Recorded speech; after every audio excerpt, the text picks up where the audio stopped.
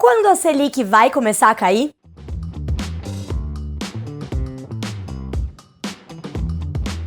O Comitê de Política Monetária do Banco Central, o Copom, manteve a nossa taxa básica de juros, a taxa Selic, em 13,75% ao ano, na sua reunião no dia 3 de maio. Vale lembrar, gente, que o Banco Central vem mantendo a Selic inalterada desde outubro de 2022, quando foi encerrado o ciclo de altas da nossa taxa básica de juros, que começou lá em 2021. Na decisão, os diretores do Banco Central reconheceram que a inflação vem desacelerando, tendo ficado abaixo de 5% pela primeira vez desde fevereiro de 2021. Mas eles não deram nenhuma sinalização de quando a Selic vai começar a cair. Por quê?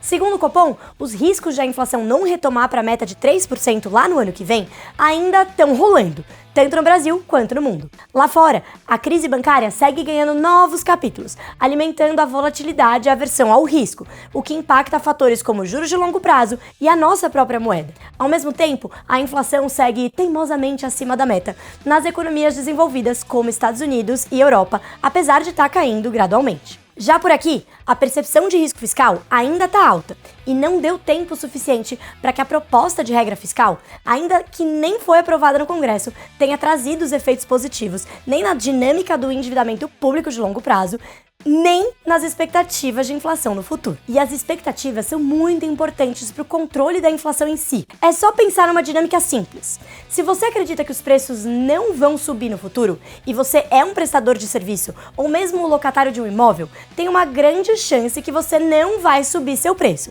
Mas, do contrário, tenho certeza que você iria subir para não ficar para trás. Eventualmente, esses movimentos de agentes na economia acabam impulsionando os preços em cadeia e a inflação efetivamente sobe no futuro. Por isso, as expectativas importam tanto. E hoje, grande parte dos analistas acredita que a inflação vai seguir acima da meta do Banco Central nos próximos anos. E isso tende a pressionar a inflação, demandando juros altos por mais tempo. Tá. Mas então, quando que o Banco Central deve cortar os juros? Alguns desses riscos têm diminuído, o que é uma boa notícia. No Brasil, a formalização de propostas de arcabouço fiscal, a valorização que a gente viu no real em relação ao dólar nos últimos meses, que tira a pressão da nossa inflação, já que a gente importa muitos produtos e insumos que a gente consome aqui, e o próprio enfraquecimento da economia já tem contribuído para esse movimento. Além disso, no cenário global, o ciclo de alta de juros nos Estados Unidos e na Europa, daqui a pouco, deve estar por fim. Além dos impactos da crise bancária na própria desaceleração da economia e dos mercados,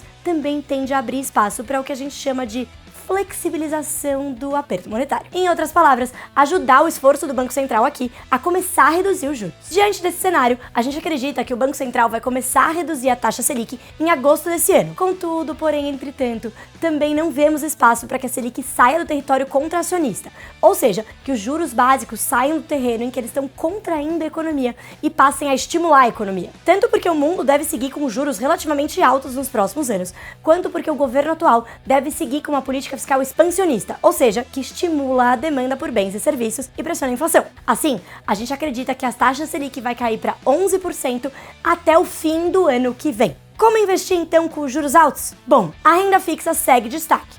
Títulos pós-fixados, como o Tesouro Selic, continuam oferecendo retorno elevado de 13,75% ao ano, por seguirem a rentabilidade da Selic. Já os títulos de renda fixa indexados à inflação vão te ajudar a proteger o seu patrimônio da ainda presente incerteza da alta de preços, assim como os fundos de investimento em renda fixa. Ainda na renda fixa, a expectativa de queda dos juros aumenta a atratividade de pré-fixados, mas eles requerem bastante cuidado, porque os movimentos de mercado podem balançar os seus preços até o vencimento. Por isso, a gente sugere de duração até 5 anos. Mas se era verdade que a renda fixa não tinha morrido no período de juros baixos, também é verdade que outros investimentos seguem trazendo oportunidades nesse período de juros altos. Na bolsa, empresas com tendência positiva de lucros, boas pagadoras de dividendos e qualidade a um preço razoável seguem as nossas principais recomendações. Para isso, eu destaco aqui a Rico 11, a carteira recomendada da Rico e a nossa seleção Top 20 Dividendos. Confira todas as nossas recomendações de acordo com cada perfil de investidor no Onde Investir da Rico de maio.